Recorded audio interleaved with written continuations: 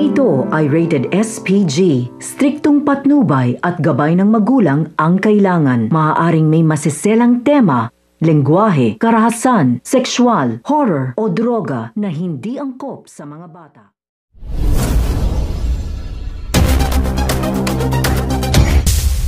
Nakuha na nga ni Lily ang mga tauhan ni Renato upang nga makatulong sa kanila sa paghahanap nga kay President Oscar Hidalgo, Ambo at Elizabeth. Dinagdagan nga nito ang pabuya nga niya na 20 million para sa makakahanap nga kay President Oscar Hidalgo at tig 10 million naman kay Elizabeth at kay Ambo. Kaya tinanong nga nito muli kung kanino na nga ba sila aanib. Kaya naman nabili na nga nito ni Lily ang mga tauhan nga nito ni Renato.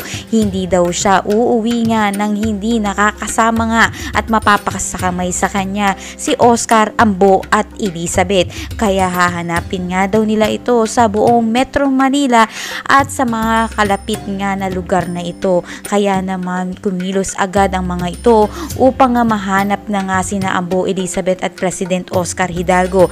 Habang patuloy pa rin niyang nagtatago sina Ambo, Elizabeth at President Oscar Hidalgo na ligtas at aabangan nga natin kung hanggang saan kaya makakaligtas nga sa kapahamakan nga at mga kamay nga nito ni Lily sila Elizabeth, President Oscar Hidalgo at Ambo. Yan ang ating abangan sa mga susunod na episode sa FPJ sa Probinsya.